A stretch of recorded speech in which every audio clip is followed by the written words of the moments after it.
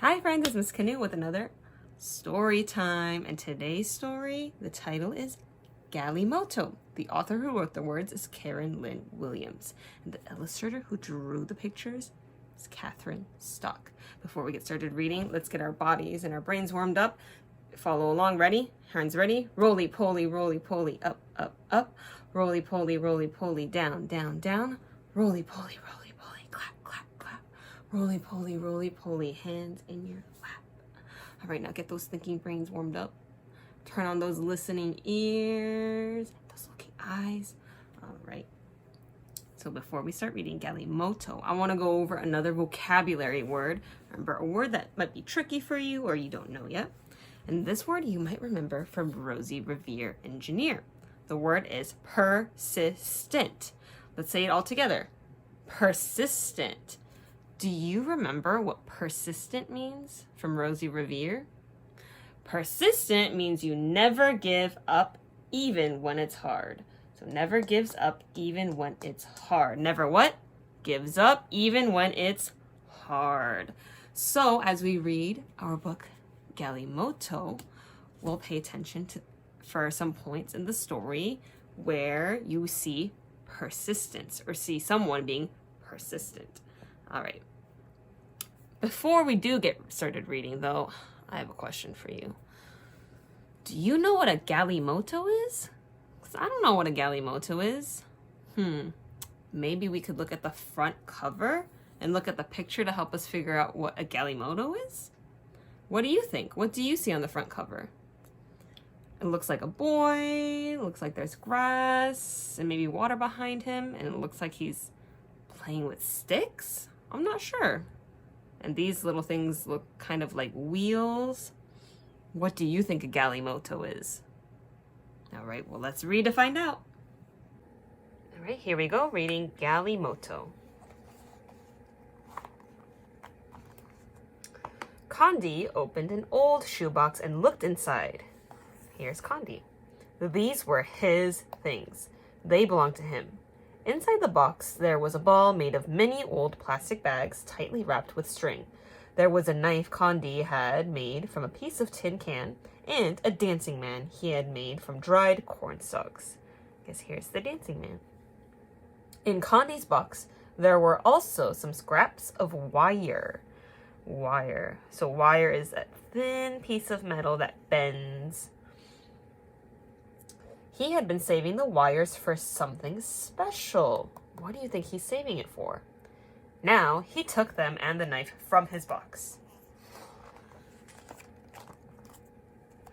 I shall make a Galimoto, Condi told his brother Ufulu. Ufulu laughed. A boy with only 7 years cannot make such a toy. You don't have enough wire. I will get enough wire, Condi answered. So I guess a Galimoto is a type of toy. What kind of toy do you think a Galimoto is that you could make with wires?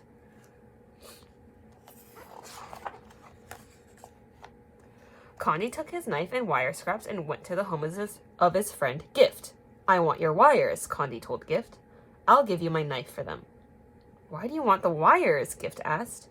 I want to make a Galimoto, Condi answered. Gift ran his fingers over the tin knife. It is a good knife. I'll cut a dancing man with it. Gift took a handful of wires from his box of things and gave them to Condi. That's not enough wire for a Galimoto, he told his friend. I will find enough wire, Condi said. So what is Condi doing? He's trying to get more wire for his Galimoto. Condi put his wires into an old white plastic bag and took them to the shop of his uncle. Good day, second son of my brother, his uncle greeted him. How can I help you? I want some wire, Condi told uncle.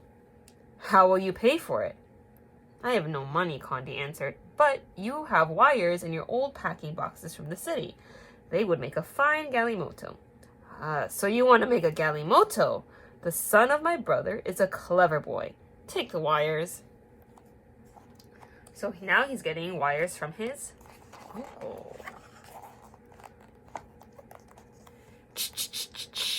Condi could hear the grinder at the flour mill. Many women with babies tied on their backs waited in the hot sun. Others arrived carrying heavy baskets of maize on their heads. Condi squeezed through the crowd. And maize is another word for corn. He was very near the front door when someone grabbed him. The woman began yelling angrily, "Stop that one! He goes out of turn!" Condi was being pushed and shoved. Uh-oh. How do you think they feel?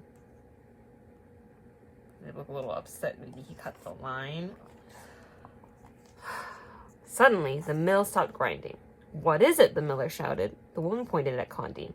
"Ah, no," Condi said. "I have no maize to grind. I only want wires for a Galimoto." He opened his bag for them to see. "Playthings, for this you keep us waiting," the woman grumbled angrily. "One cannot eat wires." A toothless old woman shook her hand at Condi. The miller shrugged. "There are some wires out back. Take those and go." In the back of the mill, there was an open door. Inside the door was a pile of old motor parts. There Condi found some very thin wires wrapped in red and yellow and green plastic. "I can scrape the coating off," Condi thought. "These wires will hold my Galimoto together." Still, he did not have enough for a Galimoto. So now he's still getting more and more wires. It looks like he's going around his town to get more wire. Condi passed some young children playing on an anthill. One was Munde, a small sister of his friend Gift. She had a fine, long piece of wire, which she stuck into the hard dirt. "Little friend," Condi called as he came near, "you cannot catch an ant that way. Go fetch some water, for with that and a stick we will fool them." When Monday came back, Condi poured the water around one of the holes. "Now they will think the rains have begun," he explained. Then he stuck a stick down the hole. Gently he pulled it out, and on the end was a large ant. Do you see the ant? "My stick is better than a wire for catching ants. You may have the stick. I'll take the wire." And why is Condi trying to trade the stick for the wire? Why does he want all this wire? To make his Galimoto. Condi knew there was a trash heap behind the bicycle repair shop, but the gate was locked. Condi climbed over the fence. In the courtyard, he found some broken, bent spokes from a bicycle. He climbed back over the fence with his bag. "Thief! Help! Police! Thief!" Condi heard a voice call. Children came running from the marketplace. Men came running from the shops. They made a circle around Condi. "Thief! Thief!" they chanted, pointing at Condi. A policeman arrived. He grabbed Condi by the shoulder. "What are you doing?" he asked. Condi showed the policeman his wires. "I want a Galimoto," he explained. "I need these wires." "Galimoto," the crowd murmured. "Galimoto." They shook their heads and went back to their business. "Take your wires and go," the policeman told Condi.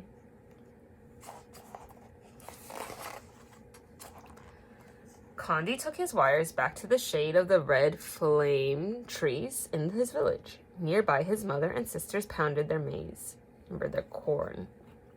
They sang the hard work they were doing.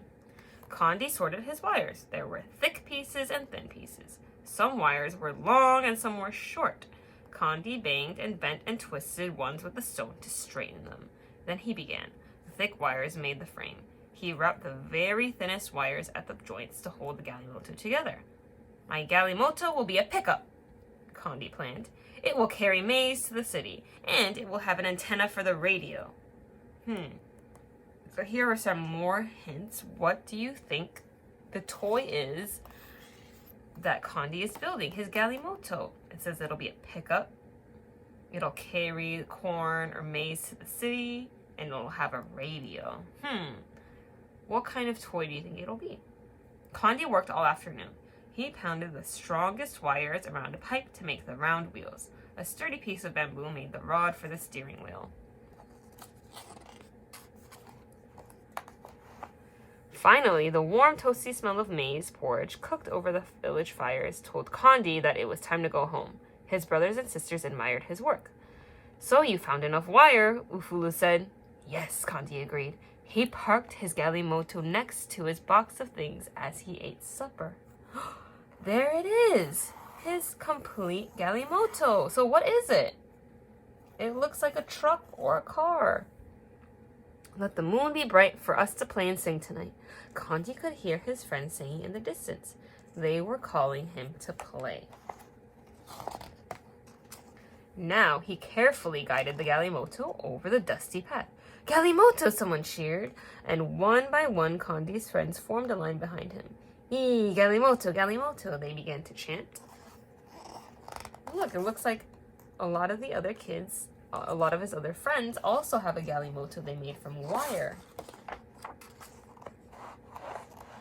Kandi saw the shadow of the Galimoto cast by the moonlight, racing alongside.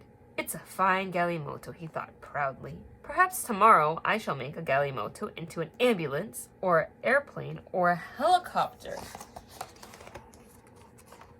The end.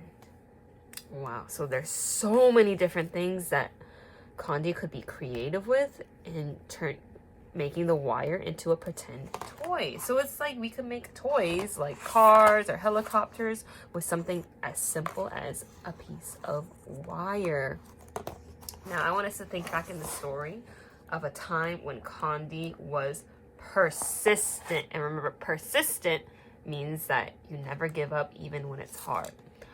I think Kandi was persistent in getting all of his wire, because he spent a long time going around his whole town to get wire. He did not give up. He kept trying until he got enough wire so that he could make what?